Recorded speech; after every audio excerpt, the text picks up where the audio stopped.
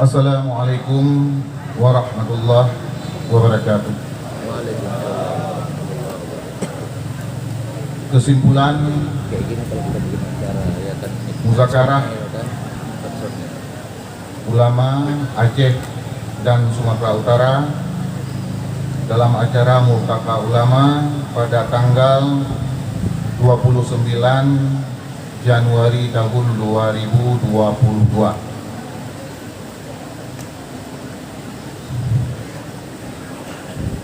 Ada dua topik yang sempat diselesaikan dalam muzakarah ini. Yang pertama tentang pelaksanaan salat Jumat dengan tanpa dihadiri oleh penduduk yang menetap, dan yang kedua tentang khutbah Jumat yang diselangi oleh mau'izah dengan bahasa selain Arab. A. Kesimpulan tentang pembahasan tentang permasalahan pelaksanaan Jumat tanpa dihadiri penduduk yang menetap. 1. Salah satu syarat sah pelaksanaan salat Jumat menurut pendapat yang dipegangi dan mewakili mazhab Syafi'i dalam kurung pendapat muktamad adalah dihadiri pelaksanaannya oleh minimal 40 orang yang merupakan penduduk yang menetap dalam kurung mustautin. 2. Mustautin adalah orang yang menetap di suatu kawasan pemukiman penduduk tanpa memiliki rencana untuk berpindah dalam musim apapun kecuali bepergian untuk suatu kebutuhan.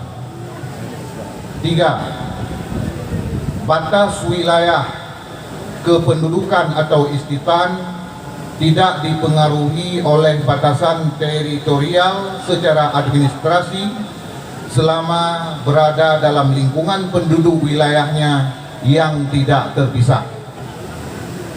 4. Di antara ulama Syafi'iyah seperti Imam Abu Ali bin Abi Hurairah tidak menjadikan istitan atau kependudukan sebagai syarat sah salat Jumat. B. Khutbah Jumat diselangi oleh mau'izah dengan bahasa selain Arab. 1. Permasalahan mualat pada khutbah Jumat adalah permasalahan khilafiyah. Pendapat Al-Azhar dalam mazhab Syafi'i mensyaratkan mualat dalam pelaksanaan rukun khutbah, sementara pendapat Muqabil Al-Azhar tidak mensyaratkan mualat. 2.